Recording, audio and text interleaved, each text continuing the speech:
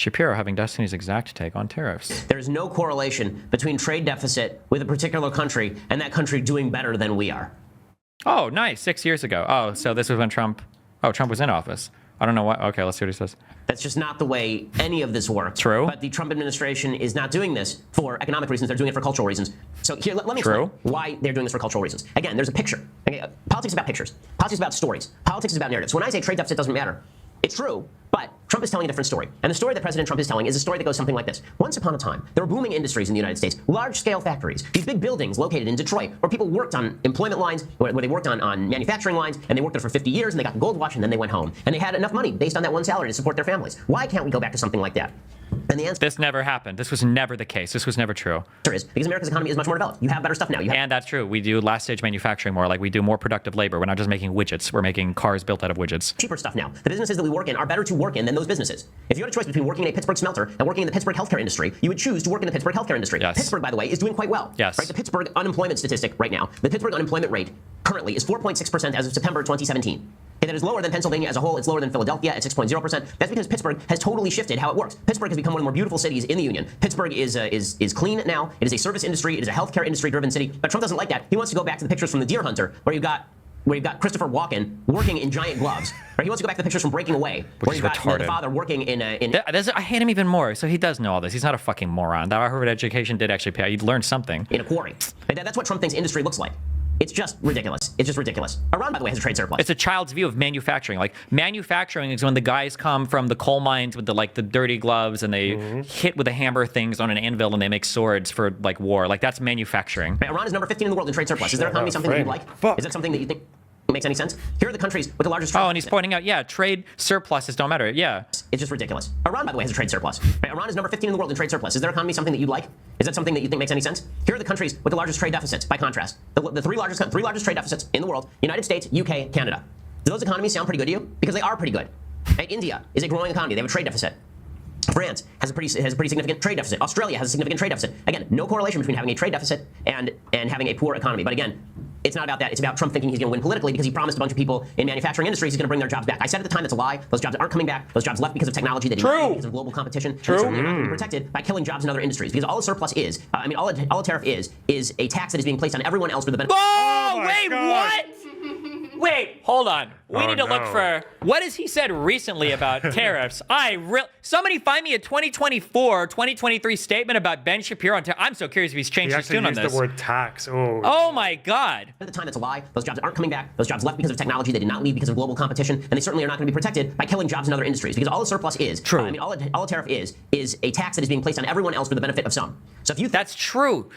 It almost sounds like I ripped my talking points from him. When people are trying to protect certain jobs, people will say we need to protect jobs, and they'll help a few people whose jobs are being protected, but then everybody else in the economy suffers because we all have to pay more money for this. That, for example, the ethanol industry needs to be subsidized by the federal government. I don't think so. I think that it's nasty to tax me to pay off a bunch of farmers in Iowa. I don't see why that's useful. I wonder. The anti-farmer arc from Ben Shapiro. I'm so curious what he said recently about. There are still like 15, 20, 30% tariffs on like European goods that were put in place in like the fucking 50s and shit. Because another thing about tariffs is they're really hard to reverse. Like once the economies adjust and there's often like fucking retaliatory measures put in place and then they have to negotiate, they just stay for fucking ever. So, wow. Okay, Shapiro was anti-tariff in July. Uh-huh. He acknowledges it's insane. Oh wait, this is a week on my He's going to say that he won't do all of them. 0% income tax has been thrown around recently. Do you think that's even possible? I think very, very implausible. I mean, dream of dreams, hope of hopes. I mean, like when Trump was talking about his 20% tariff plan or 10% tariff plan, but then when he's like, instead of the income tax, like, But why even throw some of these things out there? Because it seems like a lot of politicians are throwing out these wild pipe dreams. And you're just saying whatever. How ridiculous. I think that's a great way to please everybody, right? You're saying, I'm going to throw out tariff plans, and that's going to bring manufacturing jobs back to the the Midwest, the Rust Belt. And then he's like, I feel like I already know it. He's just going to say, he just says this, but he's not going to do any of it. That's my guess. But let's see. I just said, but okay, go on. But that also is going to increase. Wait, for what? I just said he was going to say that. Oh, fuck you. What if I said instead of the income tax? And it's like, okay, well, then I can have all the things. Like, again, the truth is that is, and there's solid precedent for that in American history. Before the income tax, that is actually how the federal government generated its income, was tariffing imported goods, and then... Okay, so now... Wait, what did he say? He said there's precedent for having tariffs funding everything and not having an income tax. So now he's not saying Trump won't do it. Now it sounds like he is kind of sort of supporting the. What's the precedent? Did that last happen? Before, I don't know, in the 1800s. Actually, how the federal government generated its income was tariffing imported goods, and then there was no income tax. And I'd venture to say that was probably a better system. Tariffs plus a gigantic income tax is a pretty terrible economic system, actually. But yes, I mean, everyone throws out these plans. None of them will ever come to fruition. Similarly, Kamala Harris suggesting that she's going to tax unrealized capital gains is psychotic. Maybe it sounds good to her sort of Bernie Sanders, Thomas Piketty base. I don't think it sounds good to a lot of people. Well, anybody who has any basic knowledge of how business is run, Valuations, understands like that's it's psychotic. I mean, it's not like when I say full scale asylum level psychotic to suggest that as a serious. So this is purely people throwing out random things just to appeal to people. Right. But it means something to the American people. That's the problem that I have with it, is because we have a list right here of like the 0% income tax. We have the wall that was talked about forever, and obviously some of it was built, but now we obviously have the huge immigration problem. We have homelessness, which people are talking about, but nothing the other is cable ever in done. there? Actually, Yeah, today, Gavin Newsom did something. He put, what, 870 million towards homelessness, so hopefully we'll have one shelter in 30 years. Yeah, after spending $24 billion on homelessness and totally failing. And the wealth tax was an interesting one, too. Student loan cancellation, which is always talked about, it's never passed. The federal minimum wage of $7.25. Again, these are such that the prices in the United States to consumers rise. That is the natural effect of a tariff. There's no way around that. Whether that leads to the kind of inflation that Kamala Harris is talking about, that she's created with loose fiscal policy, blowing trillions of dollars into the economy. If the definition of inflation is too many dollars following too little product, tariffs create too little product by limiting competition. As a general rule, this is not totally anti-tariff. Some tariffs are necessary for security purposes, but what tariffs do is they limit the availability of product with the same number of dollars. That will have some inflationary effect. Will it have a massive inflationary effect? Probably not. It'll have some, but not massive. You know what has a massive inflationary effect? Spending trillions and trillions and... Okay. So now he's like way softer on it. Okay. Okay, what do we... I would feel bad for him if it wasn't just so shameless. Yeah. Oh, here's Trump. I wonder if there was a really old video of Blair White doing a political compass test, but if you actually filled out the test the way she did it, she would have gone somewhere like center left or just center. But she got a separate result, and there's like a clip in the video where you can see like a right-wing result. So she did the thing, got a left-wing result, and then just cuts the video and then puts in a fucking picture of the political compass result that puts her on the right. I sometimes wonder if like Ben Shapiro actually ideologically would align more with like a moderate Republican, or maybe even towards Harris than Trump. I don't know. What do you mean? Because... Oh, wait, I'm sorry. I heard what you said. I don't know why I just said what you mean. Wait, so you're saying that he did the test, and if you would have actually put in the answers, it would have come out differently, so he just like... Well, I was talking about Blair White doing that. Or Blair White, but okay. It just makes me wonder like where Ben Shapiro actually would be if there wasn't that incentive to keep the audience happy. Like, I imagine he would probably just be more like in the sort of establishment Republican area, right? Like, just trying to oppose Trump from within. I don't think everything he believes about the economy and immigration and everything else should really make him a pro-Trump person. Like, for Ben Shapiro? Yeah. No, yeah, Ben is... When I talked to him in person, I think he even said that like I like institutions and stuff like that. On a values level, he's not at all. Mm-hmm. But it goes back to the thing that I said before about our different media spheres, and that the right has to have a heterogeneous opinion on supporting the candidate. Like, it doesn't matter what you believe. It doesn't matter what you say. It doesn't matter who you have to support the party. They will always support the party. Mm-hmm. And then on the left, we don't do that at all. Who supports Bernie Sanders anymore? I don't know about support. I mean, like all the big left, like alt-left media figures. But they shouldn't. Not really. What do you mean by support? Like, do you mean that, they want him to be president? They want him to go for presidency again? Or what do you mean by support exactly? Like, I feel like the way that the standards that people like Hassan and that whole gang have put up for just from the single issue, just on Gaza, or even on voting for the Democrats, like, I feel like Bernie should be a traitor to them or a sellout, but I guess they just like him because he reminds them of 2020, or I don't know. I think Bernie Sanders is like, it's one of those other things where he can attract really, really, really crazy far left people, even though he's not quite that himself. But I guess if you just have the right rhetoric, I guess people will superimpose all the other stuff onto you, even if it's not there. I think most people on the left still like Bernie, unless if you're like one of those, what is it? The upside down red triangle people. Internally online, don't look at that stuff. It makes you want to kill yourself in a video game. Does that mic work? Yeah. Am I just She not needs to speak speaking into it. loud She's enough? very quiet. Yeah. Okay. There you go. Here. I'll Shows speak to pull your louder. chair up too, so you're actually like in the shot and not a mile away from the table. Or not, you know. It's not like it's which is a stream, so who cares? Do what you want. Stream. We never got to it. I know you want to talk about the thing as well, but I wanted to ask, what's the Twitch drama like going forward? I don't know. happening That's now? Dan's crusade. I don't care. I think they should all be banned. I hope the company shuts down, but I don't care. I'm not like super invested in the outcomes for any of that. You're just gonna watch the videos when they show up. Which videos? I guess whenever Dan or like Ethan does one, like that shitting on the sun again. Oh, stuff like that? Yeah, I'll always, yeah. I think these figures need to be destroyed, or at least they need to be like jettisoned from the Democratic Party and think- any association with them. I think Mike from PA's ban will last 3 days. I give him Do you 3 think days. so? Yeah. Oh, I thought it was one, so we'll see. One? Maybe it'll be 3. Okay. It is kind of crazy. I don't know how you can ban somebody like that for 3 days. That seems like it would either be a perma or not at all. Because it's either like, was it a legitimate death threat? If so, how do you not just ban somebody like that? And then if it wasn't, then why would you ban them at all? That was like when did you ever see my clip where I threatened to kill Mr. Mooton's entire family? No, Really? no, I haven't seen that. I won't make you watch it all, but It basically took me quite a few years before I figured out who Mr. Moon even was. I just thought he was like a concept. there's some clip where I'm just like, here's this. Don't ever clap for any of these players. Ever. Not even one of them. If you clap again, I'm out. I'm out of it. I'm gonna find your fucking house. I'm gonna go there, and I'm gonna kill your fucking mom. That's what I'm gonna do.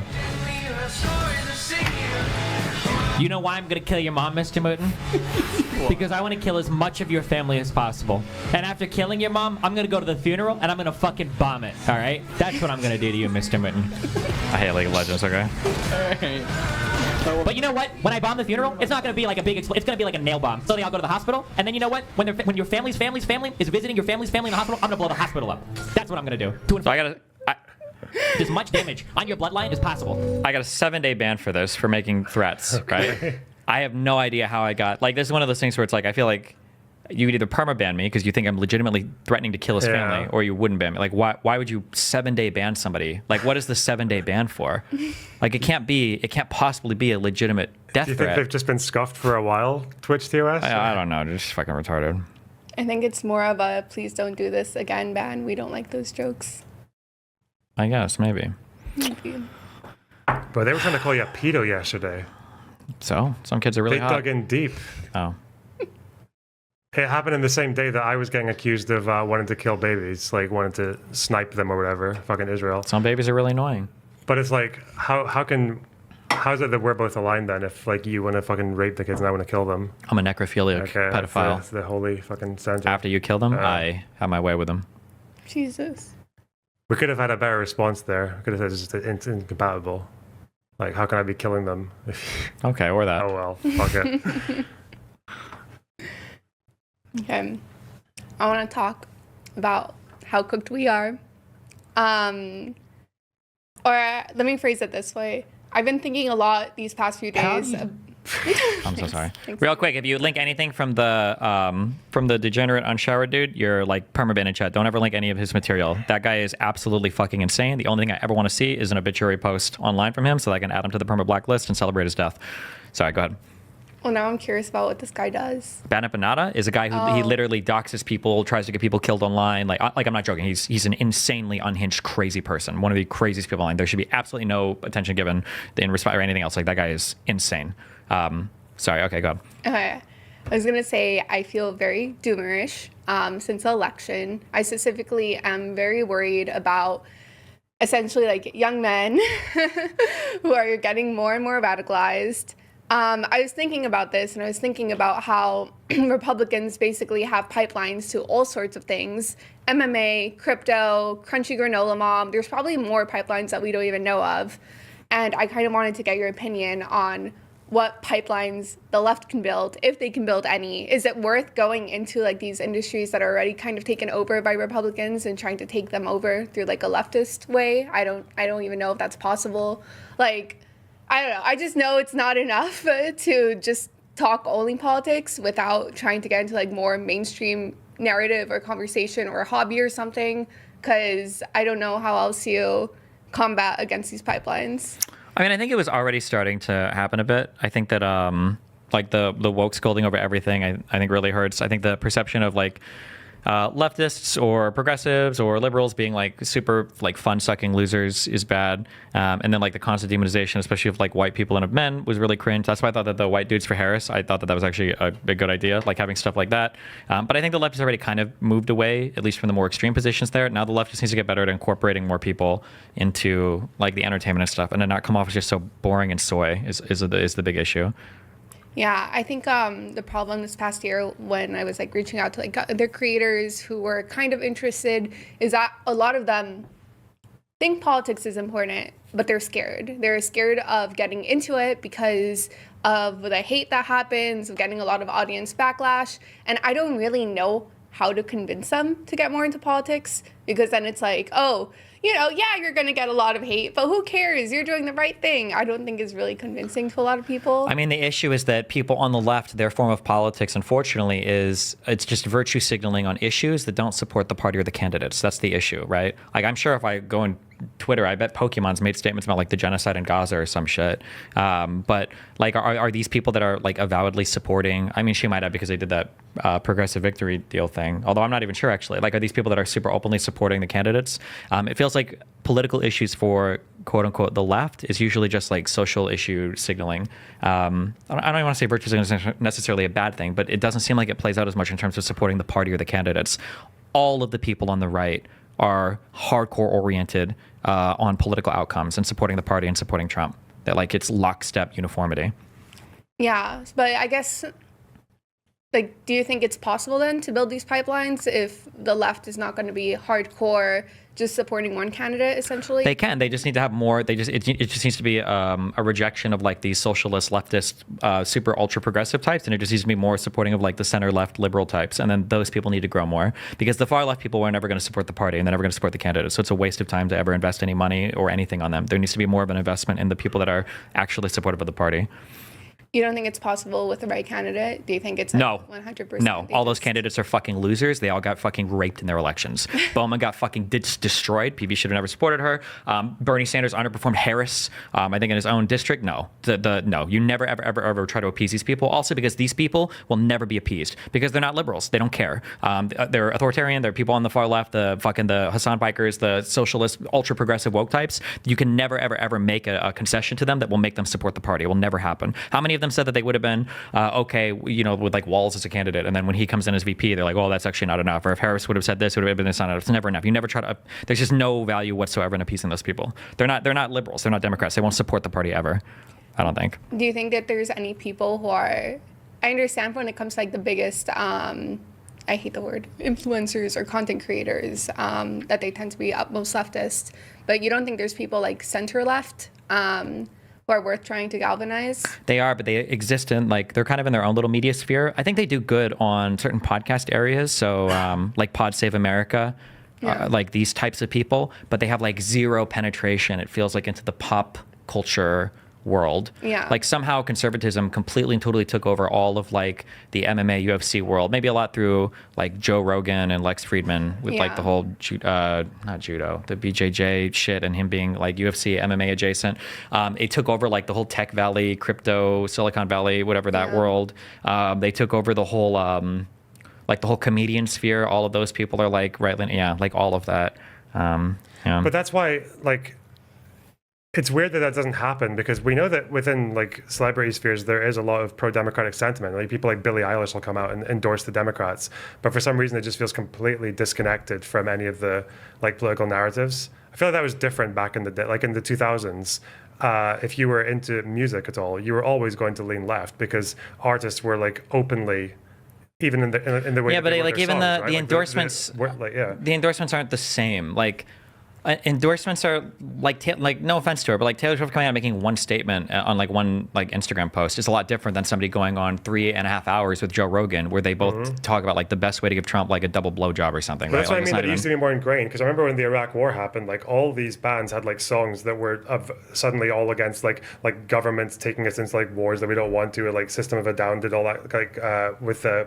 Like they wrote songs about it, or like even Muse did like that, but we don't have that anymore. I don't think that kind of like very clear popular culture like overlap. Like I said, it's very disconnected right now. It is just Taylor Swift making a statement, or Billie Eilish is a 2-minute video every 4 years, and that's it. Yeah. But I don't know, like are you going to do TikToks about fucking granola? Like, you have to find your own ones, don't you? What do you mean granola? Or what's The the granola crunchy moms who are. moms.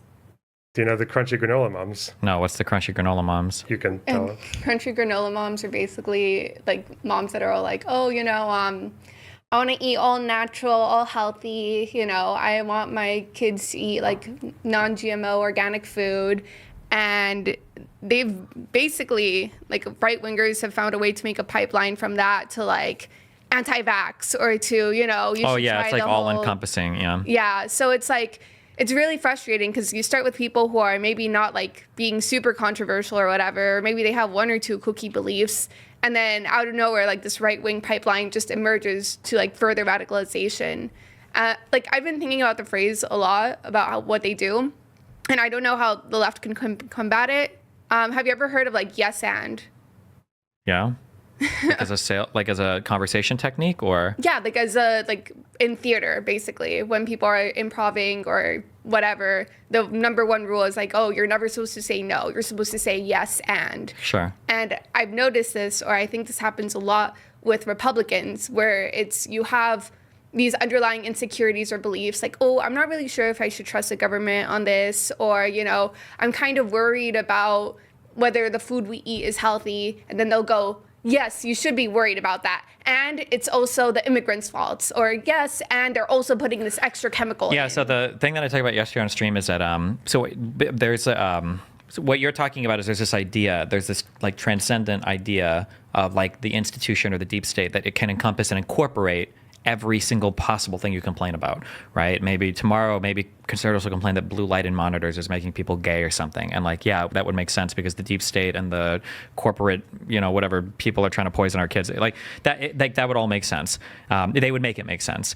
The issue is that the left does this in the kind of like lefto media sphere, but they all do it and then they point at not the candidate. Like when the right does this and they coalesce around all these crazy points, they do it, but then they support the candidate Donald Trump. When the left does it, they'll blame like capitalism or globalism, but then they don't support any candidates, or they support candidates that can't win because they're a super minority of the electorate, even though they're the loudest people online, I think is the issue. Because the left can incorporate all of these same types of criticisms. Like you talked about like, the granola stuff or whatever. Well, the left will do shit like this, like, oh yeah, because large corporations are trying to poison us because of the profit motive. But they'll say that it's like, okay, cool. So then we're all going to vote for who? And it's like, nobody, the system's broke. Or like some candidate that will never win. It's like, oh, well, fuck us. So the left can coalesce around these transcendent ideas, but they just do it in a way that doesn't support a political party or a candidate that has any chance of winning. You don't think, because I agree that when it comes to people who are far left, they always do bring it back to like, oh yeah, like the government is some level of evil, big corporations, they're all trying to do this.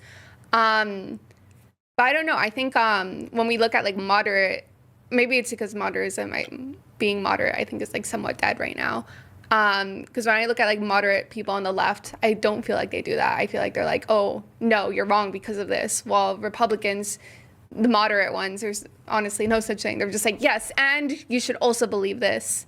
Maybe I don't even know what we mean when we say moderate not right now. And also, there's no like moderate left in the like alt media sphere. I feel like the moderate left or center left voices, like the Pod Save Americas or the David Pakmans, they seem to kind of be in their own little bubble. Like they have no pop culture penetration, or at least it doesn't feel like they do.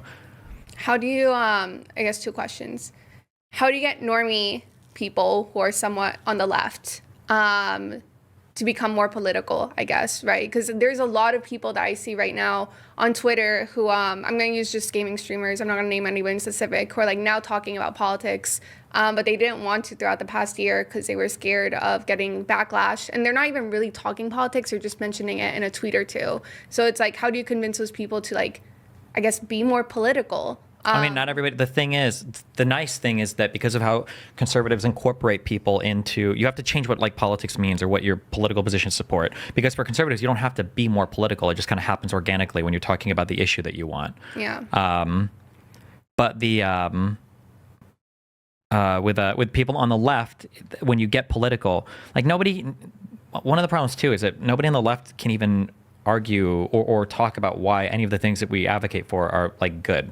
like every single thing comes off as like a punishment, or it comes off as like attacking or shitting on somebody, and it feels atrocious, right? Like, I don't know if you've seen my debates recently, but I can make really strong, powerful arguments for taxation. Like the idea that I work a job and I can only do it because, you know, there are other people around me that are support. Like, I can make these arguments really well. Most people talk about taxes like it's something to be suffered through, or a punishment, and it's cringe and so stupid. And that applies to like so many different, like, why do we need to have black people here? Because they were enslaved or whatever. And it's like, no, that's so fucking retarded. We need to mobilize and deploy as much of our population as possible, because we've got like talent amongst every group of people. I want like the most talented black people building our fucking missiles. I want the most talented women doing our computer programming. Like, this is why deploying all of our resources is the best, rather than having some country where half the women are enslaved, you know, in burqas and can't even contribute to science. Like, there are strong arguments for all these things, but the arguments that people on the even center left make for them, they all come off as like chastisement or things to be suffered through, which I think is like, it also hurts. It makes it like, fuck, like, oh God, I got to talk about politics. It's time to like scold my audience into why they should be more accepting of, you know, whatever bullshit, I think. So you think if we just found a way to make the talking points more fun, and normie people would be more inclined to like... Yes, I think the soyness of the stuff on the left, and then how scoldy everything comes off I think is super detrimental. Yeah. Do you think it's worth trying to infiltrate places that were already been taken over by the right wing, in the sense of like MMA or crypto or Crunchy Granola Mom? Sure. I mean, when you say infiltrate, that makes it sound like subtle or whatever, but no, I mean, you just need more people. You got to support people like me, okay? Or any, like, unironically, I'm trying to think of other examples, but there's really like nobody else. But like for a long time, like people will, like the idea of me work, and I would even unfortunately probably get this. People say like, oh, I can't work with Destiny, he's way too edgy or whatever. Aiden Ross out on a stream and said, Destiny, you're a 40-year-old faggot, like 15 times in a row to me. And Donald Trump appeared with him on like a 2-hour stream. There's no problem with that. The fact that so many people on the left are fucking petrified of their own to appear with like any slightly controversial figure, and then Donald Trump will literally go and have, you know, dinner with, oh, this is like Hitler von KKK-Einstein or whatever, and it's like, Jesus, like that. It's just, that shit has to, like, the soyness there needs to just stop. But one of the issues too is that there has to be, and everybody's always uncomfortable with this, there has to be a bit of a fan base rebuilding as well. So when you start to rebuild a fan base, or you start to do things, you readjust expectations, you're going to lose some fans, you're going to get some pushback, and I don't think anybody wants to deal with that. Because if they start to be a little bit edgier or a little bit more relatable, then there's going to be people that get mad. You just have to deal with it and tell them to either get the fuck out or adapt, and they will. It'll change. But until you do that, yeah, you literally just have like these self-flagellation? These self-flagellating, hating people that hate themselves and hate America and want to punish everybody with taxes and woke scoldness, and it's like, fuck, nobody fun wants to be a part of that. It's like yeah. And even if you do want to be part of it, like, they'll kick you out. Like, the problem with like the really far left side is that like it's very difficult to stay there, because usually it takes one or two missteps, or not even a misstep, but just a disagreement or like any moment, and then you're kind of like tarnished by that forever. It's the same with like, it's funny how that like someone like ContraPoints build up that reputation for being able to speak to the young men who are being radicalized by the Nazis and shit. But then she gets like chased out of her own side because of like, I can't remember what the fuck it was over. Something about non-binary identities, or who was this? ContraPoints. Oh, I can't even remember, but it was nothing. That's what it was. It was nothing that became this massive thing. And obviously, people who were potentially being de-radicalized by her, or being like more in tune with like, because she wasn't never like hard left, but she was like soft left stuff. Yeah. But they see what happened to her, and they're like, well, shit, I don't want that. You know, like, it's much safer on the other side. I'm just bummed. I don't know. I think there is something about having the right talking points. I know you said like, oh, forget like Bernie Sanders, but I think there is something to be said that at least when he ran how many ever years ago, he was polling well with Hispanic people and young men. Yeah, but Bernie Sanders has been ejected by a lot of the far left. Like, he's not radical enough for them.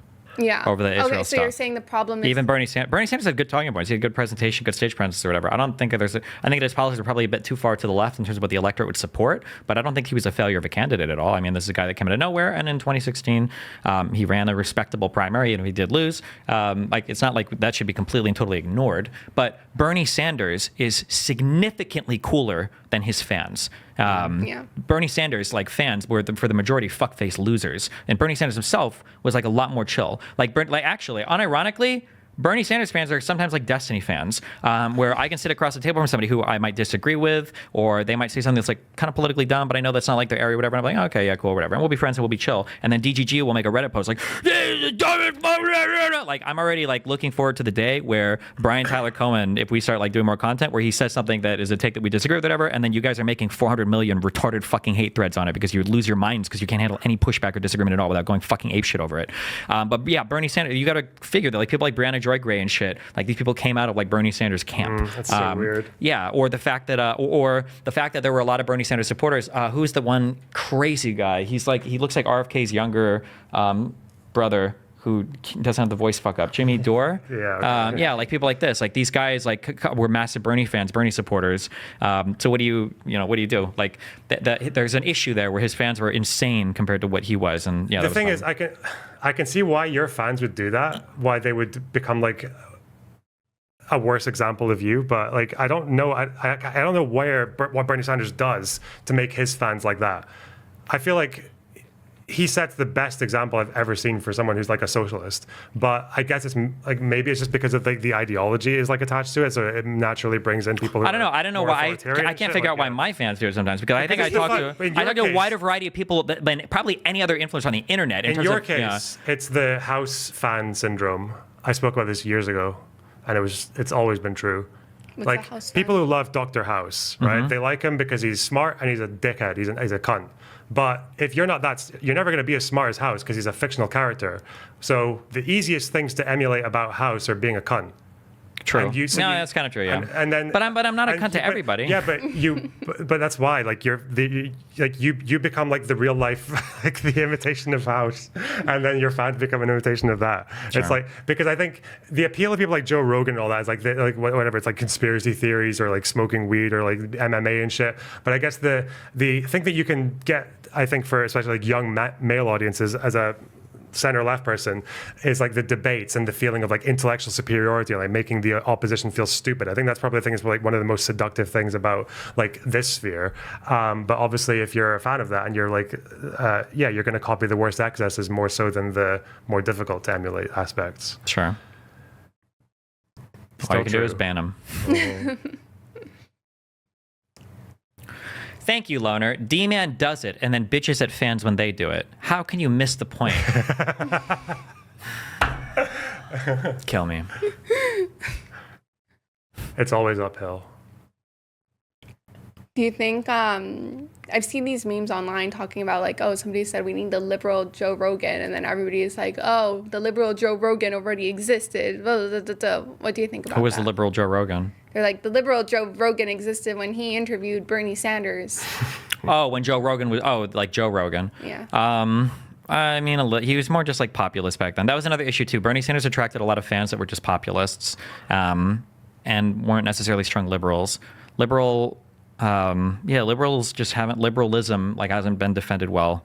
And now that we don't have neocons anymore, like it's been completely abandoned, at least like in the media sphere. Do you think there's ever, I guess there has to be, the answer has to be yes, otherwise we're really cooked. But to de-radicalize people that have gone through these pipelines, do you think that's a worthwhile adventure, or do you think it's better to just build completely new pipelines? I don't know. When we say de-radicalize people, I don't know if we can even think about that anymore because these are like huge chunks of the population. To call them radical almost seems contradictory because radical usually implies like smaller sect. Like when you have a population where 50% of the population is radicalized, like I don't know if that even makes sense. The Nazis weren't radical. Yeah. I don't think it's 2024. I don't think the obsession should be like on like pipelines or whatever else. It just has to be like a slow change in the culture, and it has to be a change from the top down and the bottom up. So top down as in when you have like the party needs to be supporting people that support the party. That's it. It has to like start and stop there. So there has to be like coordination from the top down on that. People who are working, large influencers like people like me, I already do this because I'm a god, but other people need to have zero tolerance for people that are just like completely and totally trash the party. Like that just can't be. These people on the right, they do this exceedingly well. And then from the bottom up, there needs to be way less tolerance for people who aren't supportive of of your candidates. Like the whole right coalesced to bully the fuck out of Kyle Rittenhouse and Joe Rogan when they implied that they weren't. Well, Rittenhouse said he wasn't going to support Trump. He was supporting a libertarian even, right? Who's still ideologically pretty congruent-ish. For a pretty logical reason. Yeah, for a pretty logical Trump reason. did the bump stock ban and obviously Ron and Paul Joe didn't Rogan, have, when I don't think Joe Rogan said he was supporting anybody, but he kind of implied sort of that he liked RFK, and people they gathered around him, so much so that other Republican large media people were even saying, like, well, I don't know if it's smart to attack Rogan, guys. And then Rogan fell in line. Like, the right is so good about enforcing ideological homogeneity between all of their media people. Yeah, but at the end of the day, left-wingers are good at that as well. They just don't direct people to the party. Exactly, yeah. The left does this very well, but they don't direct them to candidates. It's just to these online ideologies. God, if one day I wanted to talk about all the fucking bread tubers that secretly agree with me on certain issues behind the scenes, but they won't that talk shit about is so it. cringe, too. Fuck. Yeah. And I feel, Do you think, what is it? I know it's already so early. We have 4 more years to go for 2028. I don't even know how that whole landscape is going to be. But do you think, like, the Democratic Party is, like, pretty cooked right now? No, it's not like the election. We're so strange in the United States. We talk about, like, landslide elections would be, like, 51 to 49. And it's like, a fucking landslide. It was obliterated. It's like, no, our population is incredibly fucking split right now. Like, it's like on a razor's fucking edge for a lot of this. The idea that it's just, oh, fuck, it's over. 52-48 election, we're completely done. No, it's not completely cooked. I still think that the major driving force for Trump was just all of the cumulative inflation. I think there's an interesting macro argument to be made for maybe inflation needs to be targeted more than unemployment, but that's a different thing. But yeah. Yeah, I think I have, I guess, like a couple of biggest fears right now, but we'll see if any of that stuff happens. One of them being Trump not wanting to let go of the presidency once his term is up. I don't know if that's realistic or not. The second one is afterwards, depending on what economic policies he passes, you might not feel the effects of them or the full effects until basically the next presidency. So my worry is that he puts a bunch of economic policy that's like terrible for the nation. We don't feel the full effects of that until whoever becomes president next term. And the person who's president next term happens to be a Democrat. Then it's like, okay, fuck, we have another like 4 years of people improperly like placing the blame for bad economic policy on a Democrat and further reinstating this idea that Republicans are actually good at the economy. Like, what do you do then? Because I don't think people listen. Like people just don't know how economics works. That is what should happen. The one lady, I should remember her name. It's so insulting that I don't remember anybody's name, but she was absolutely right. Like, if Donald Trump was intelligent, he would do nothing because, again, a Democrat has set a conservative up to have an amazing economy. Yeah. The United States is outperforming every other country in the world, basically, economically. We're doing fantastic compared to the rest of the world when it comes to things like inflation.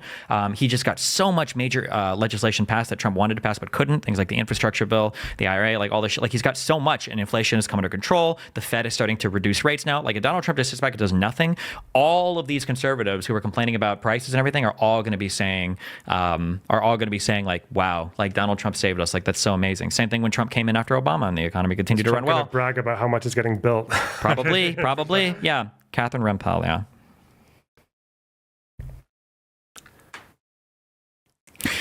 If unemployment were bad instead, you'd be saying the macro thing about how important unemployment is instead of inflation. No, because the difference is that unemployment can go away and cumulative effects of inflation can't really. Remember, inflation is a derivative. We're talking about a rate of change, whereas unemployment is like the actual static figure itself. The thing is, I think that if you have 10% unemployment and then you go to 5% unemployment, people forget about the unemployment. But if you gain a lot of inflation and then the rate of inflation drops, you still have the cumulative effects of it. I wonder if there's like a long-term negative feeling about that. Yeah, like even if it is worse, 0%, the prices are still going to be as high as they were. People don't understand. Yeah. But you're literally doing a worse thing for the economy. So, yeah. I think the problem is, or at least the problem I run into is that when you try to explain this to people, they don't want to listen. Like they don't care what you say. They're basically like, the number is higher, I just want it to be lower, essentially. I mean, because at the end of the day, like trying to understand all this shit is really complicated. So, I mean, like the person doesn't give a fuck. All they know is that at the end of the day, it feels like prices are higher at a certain place, and that's it. It doesn't matter what they're, because anything you say will start to sound like a cope or Out of some sort touch. of, or out of touch is Out of touch, wealthy Florida man. Yeah, random Doesn't know shit the like price that. of a pint of milk. Yeah, Oh, what is? get more dramatic because it's getting later now.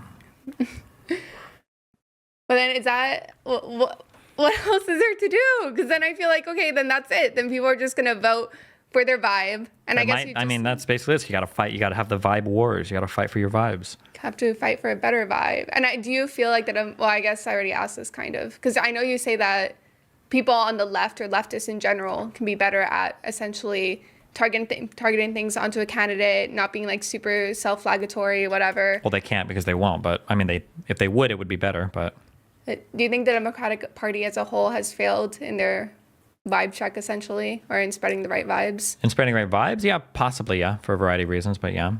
Yeah. I don't know if I would blame the Democratic Party or just like liberalism as an institution in general, because liberalism has had issues all throughout Europe as well, especially in the wake of the 2013 Syrian refugee stuff. So I mean, the UK literally ejected itself from the European Union, so there's some issues going on. Yeah, I feel like in the 20th century, a lot of it managed to get by somehow doing this thing where you had like mostly social democrats who were able to consolidate like the support of people who saw themselves as socialists or like revolutionaries, but still the parties would ultimately do things within the system. Like they'd expand welfare, they'd raise taxes, but somehow that worked. I don't know, like, has social democracy ever been a thing that people advocate for, like in the United States, like a social democrat movement? Or, probably not, because we've got such an anti-Soviet history and everything, right? I don't like, it's hard. Anything relating to socialism or communism is weird for us. But yeah, I don't know what changed exactly. But like, I don't know if it was a letter or something. But like, I think MLK like even wrote about like, was it called The Power of the Vote, or give us the ballot? It was a speech that he gave. Like those old civil rights people were very, very, very, very, very big on voting. It was incredibly fucking important. Like black people got the right to vote, and then that voting block and fighting for civil rights and everything was like cornerstone of a lot of those movements. And most of them weren't that extreme. Like the actual active civil rights people, like MLK and that, they were center left. They were like, Sure. I think Yeah. Whether you're extreme or not, I don't even care. You just have to be supporting something with like a realistic political outcome. Well, that's the thing is like when I used to listen to socialist voices from the 2010s, they were the kind of people who like they would go to their internal like talks and their events and talk about revolutionary socialism and what does it mean to be a revolutionary today. But when they were talking to the mainstream public, they were talking about let's end austerity, or let's like vote in a like left-leaning party, or let's join a union and things like that. So they were able to like keep their like fantasies to one side whilst they were willing to be pragmatic. But I feel unironically, the Hillary Clinton public-private position is a good take on that. Yeah. But for some reason that's gone now. It feels like for whatever reason they have taken the private position and just made it the entire thing, and now nothing's good enough for them. I don't know why that is. Yeah.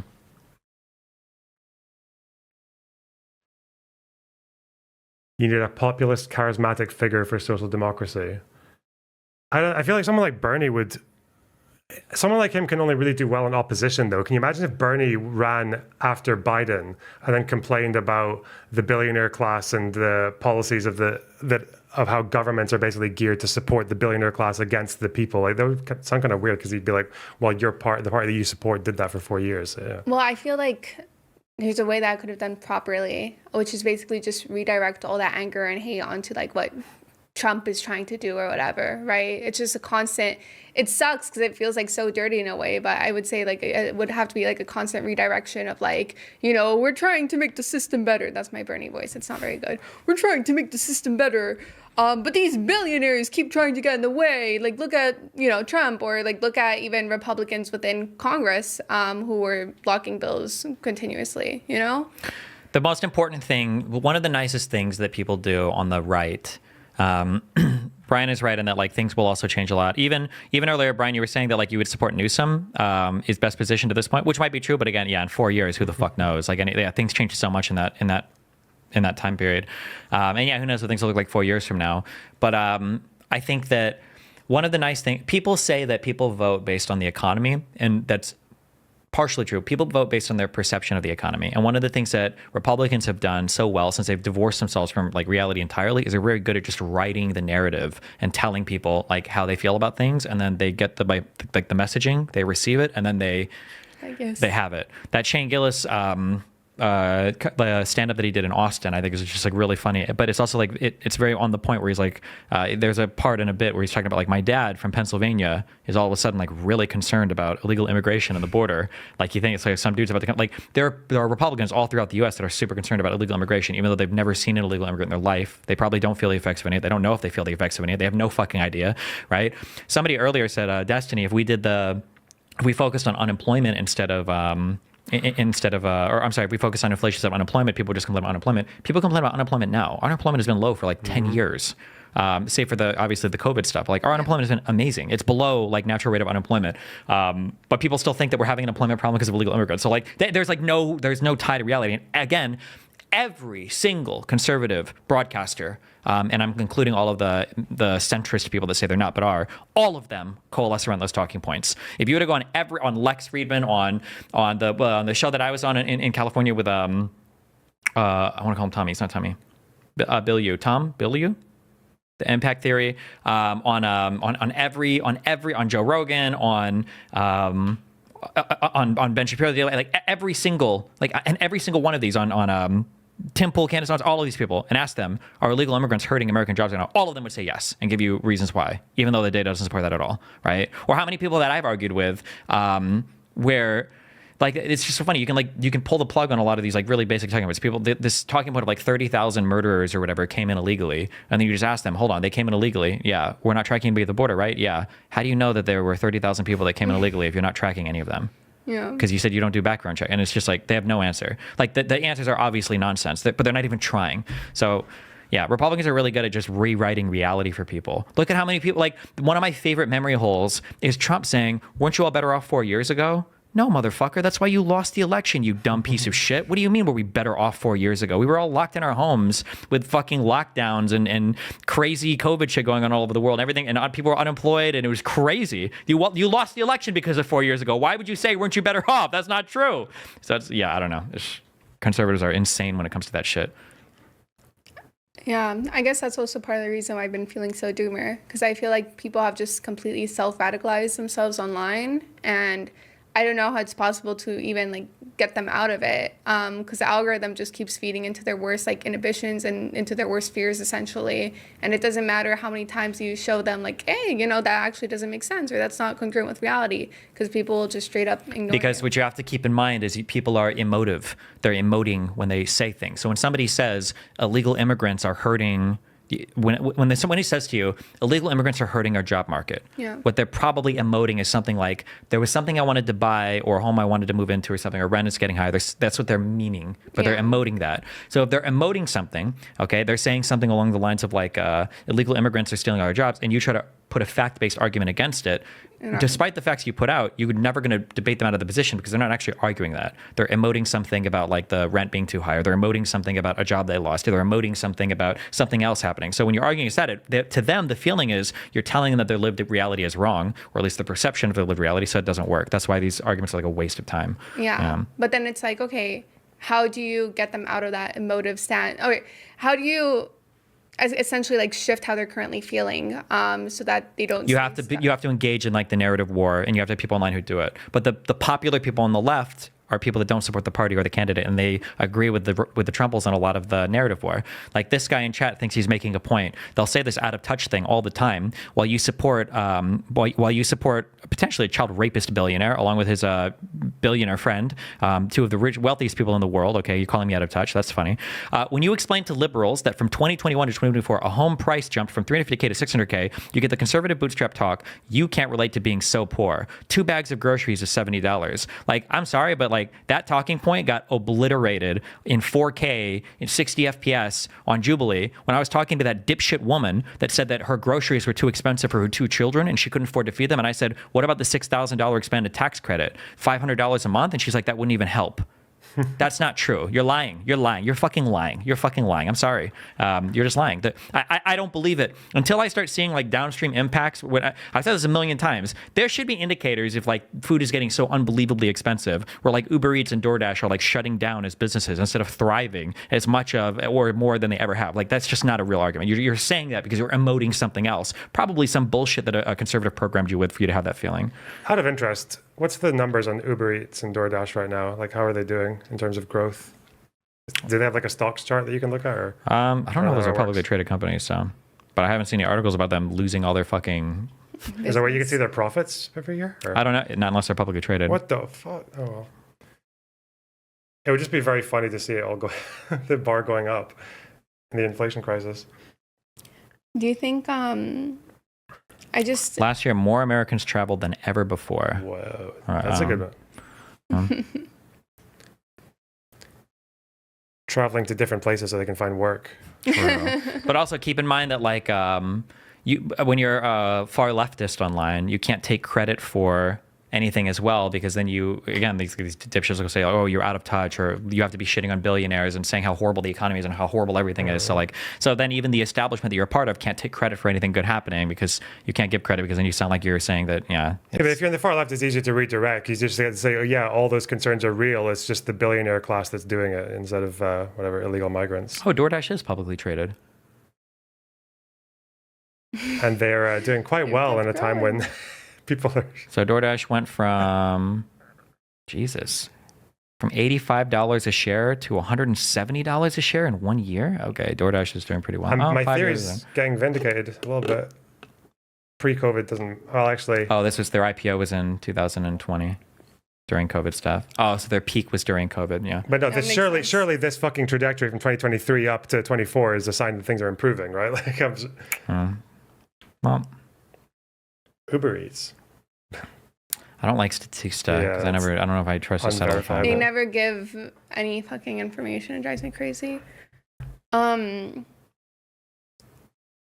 gonna sound like a hippie. I'm just worried about the health of our nation. But I really am, because it just seems like the future, the way that things are geared, especially with social media and the internet and all that stuff, is that people are gonna forever feel bad about the way that things are, because even if things are good, the whole media landscape and what people kind of make money off of, or how they get you to vote for somebody else, is all based essentially like on negative emotion, it seems like. And it, like I mean, you got to fight it, then you have to fight for it. I mean that's all you can do. You have to. But because if you're just positive about it, you're dismissing the reality.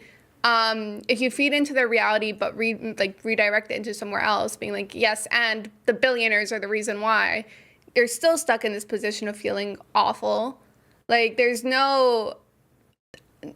I don't say there's no way out. There has to be a way out. But the way that things just currently are structured is that, I don't say people want to stay miserable, but somewhat. Like, it's fun to have something to fight against. That's why having enemies to unify around. That's why we went to the moon, right? Mm-hmm. Like, it's nice to have that thing to fight against for sure. But I don't think that we have to be like fully doomed. I think that it's possible to message better, but you have to balance out like positivity and negativity. And people just have a really hard time doing that in a way that sounds like cool to a lot of different people, because a lot of people just don't step outside of their own circles a lot. Like, there were lots of times when sometimes you need even more negativity, because in terms of like, Tim Walz did not get nearly angry enough with JD Vance for dodging those questions on January 6th, the way he was doing it. Sure. Like, the call out just wasn't there. He looked kind of meek about it. Like, it didn't matter that much. But I guess the issue isn't just like directing anger. It's also that I feel like Kamala just seemed so afraid of her own shadow when it came to every issue. Like, there's the party talking point for this, and we stick to it religiously. If there's a question we don't like, we just kind of find a way to dodge it, and that's it. Like, it's so limited.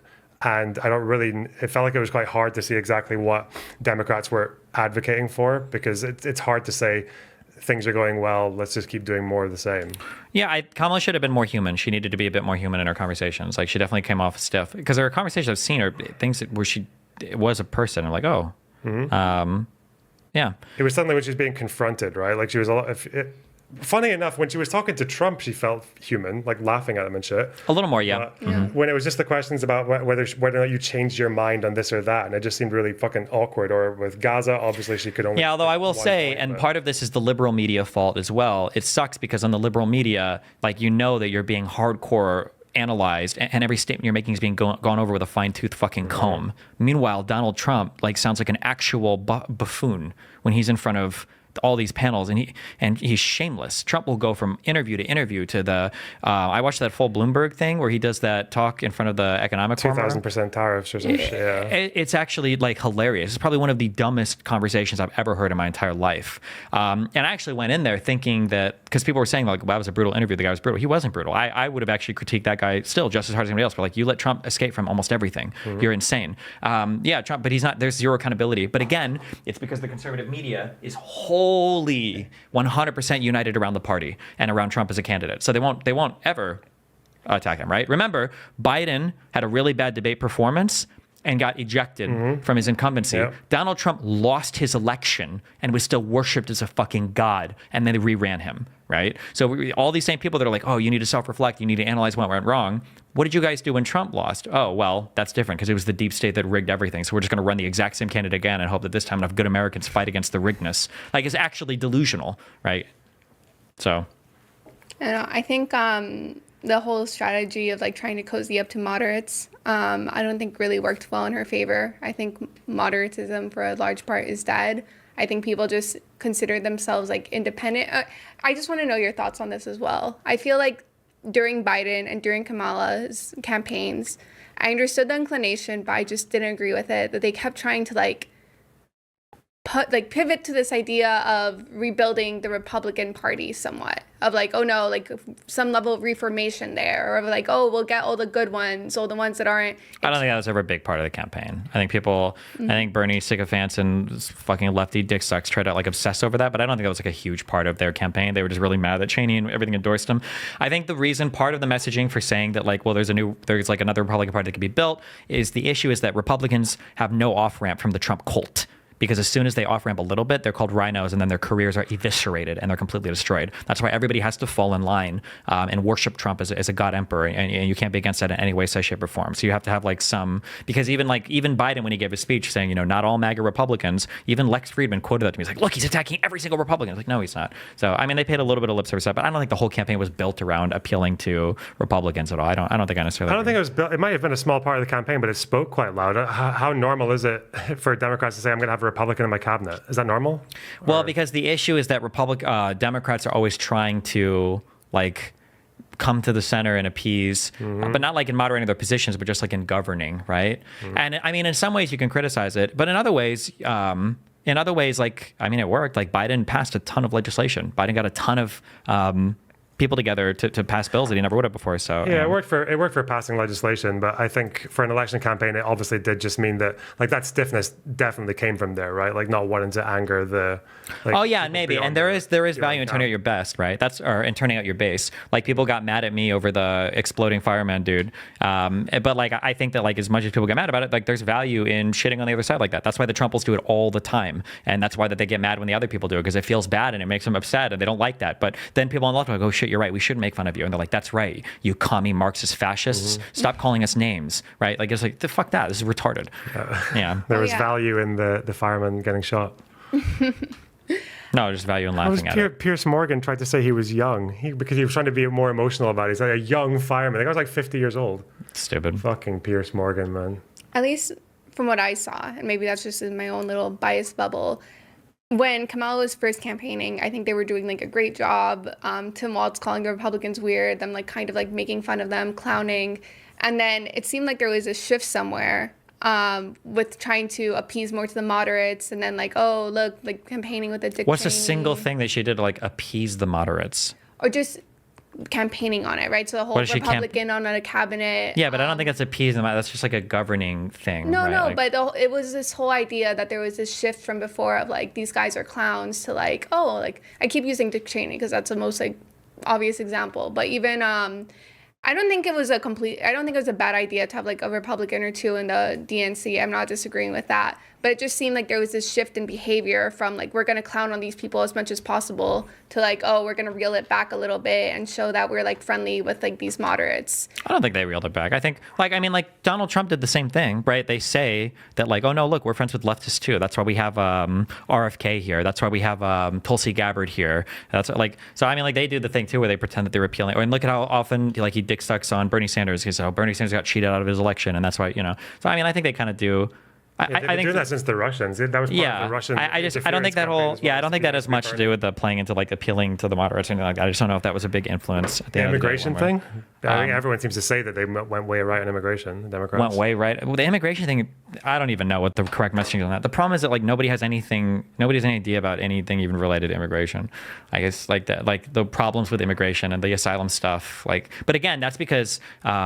I don't think immigration is a huge issue that any American cares about. I think that's a manufactured issue. Because again, and I've said this a million times, if the immigration thing was a really big deal, people would have been mad that nothing happened with the immigration bill instead of clapping and cheering when it was canceled and nothing was put in its place. So that's a fake issue. Any Republican that tells you that illegal immigration is a huge issue, they're lying to you. Or they're not lying, more realistically, they're emoting something. They're giving you an emotion that they're getting that was given to them by another conservative talking head. Yeah, I know. I've watched some of their media on immigration. Like it is literally just some fucking cowboy goes to the border and sees a few fucking brown people running around and then just says there's a huge problem. Yeah, that's what it's just like a total vibe. It's what they do. It's what they did in the UK with all the fucking immigration communities. They, oh, this is a no-go zone. You can't go here. So we're going to go here and we're going to film it. And it's just a few people in fucking burqas walking around in a mostly still like at least 50+% white area anyway. Yeah. You know?